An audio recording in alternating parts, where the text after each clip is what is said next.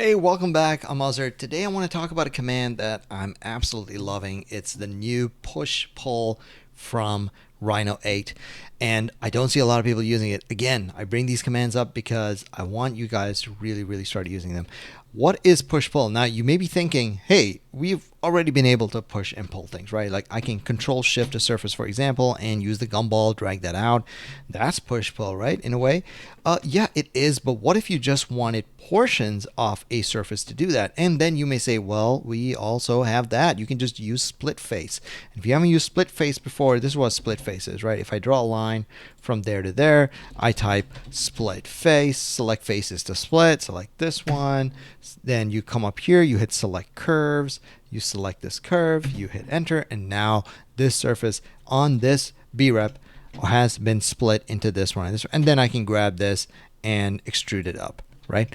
But that's a lot of steps, right? What's nice about push-pull is that all you do is draw the line, and then Rhino will recognize like, hey, this person drew this line.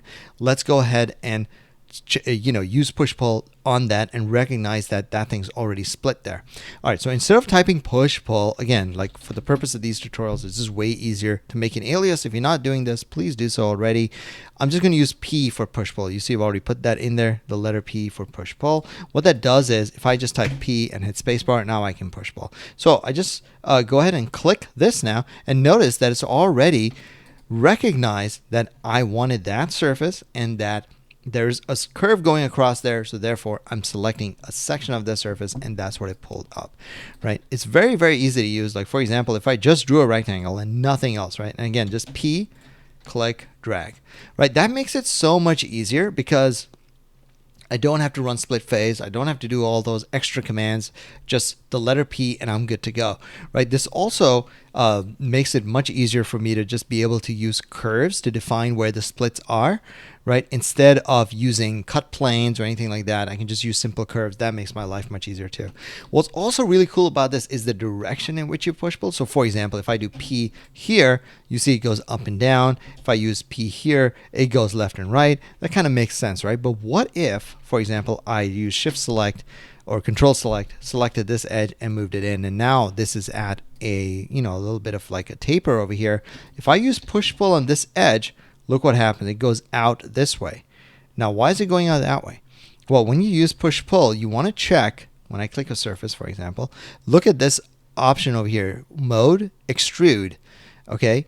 So extrude will just go normal to that face out.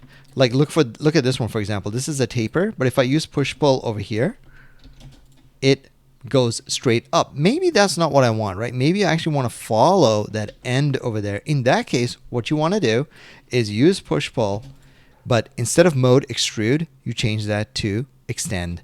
And look at that. Now I can actually extend that, right? That would have been a way bigger pain beforehand, and no amount of SplitFace or any of that is going to help you there. You literally would have to either explode it, extend it, or do some other type of gymnastics to get that thing to work, right? So extend is really useful in that case. Now, as for this one, moving it sideways, in that case, I would probably just use the gumball if I know I'm moving in a very specific direction. But if I want to use normal or see how it's going to actually extend a face given a taper, that makes my life much easier. You see over here, actually, it seems to be recognizing that you are tapering in that direction. So this push-pull seems to work pretty cleanly there too. If you're wondering what this line is, that's just an artifact from the previous thing. One more thing I want to point out, let me just go back here, for example. What if you had multiple curves, right? Like, for example, let's go ahead and delete this. Let's actually go back to this one, and I'm going to use isocurve. So if I use extract isocurve, select the surface, it's this one, and if you haven't used this command before, basically it searches for the isocurves at a certain point and pulls them off. You can choose the direction. I like to choose both in this case, so I get both the U and the V direction, and I'm gonna click here, click here, click here. Right now, the reason I've done that is now I have multiple curves on here. So now what happens if I run push-pull, right?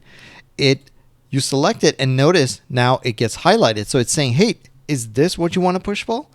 Why I'm saying this is, like, let's say you wanted to actually push-pull an outline that looks like this. What I would have to do is either run a curve boolean or manually draw this outline out, select it, select this, maybe isolate that, and then run push-pull, right? I could do that, right? That's one way to do it.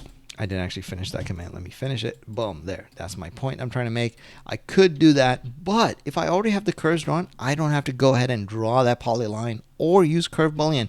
What I can do is just do push-pull and select this one, and then shift select this, hit enter, and now I'm push-pulling that, right? So much easier. Push-pull just makes that workflow so much faster. Even something as simple as like a doorway, right? Some of you may be using like you know, a make hole using a closed curve, but I don't even need a closed curve. In this case, I will use one just to demonstrate, but I could like double click this, put this here, for example, and move this down a little bit. And now when I push-pull, I can just go in the opposite direction and cut right through if I wanted a doorway or something, right? So that just makes it so much easier. So there's a lot to do in push-pull. I wanted to keep this video short just to kind of show you a little bit of what you can do with it, but I'd love to see how you guys use it. And if you have any questions, please let me know. Put a comment down here. If you found this video useful, a thumbs up will go a long way for me. And don't forget to take my free training, 20 tips to model twice as fast in Rhino and Grasshopper. That's linked below. I'll see y'all next time.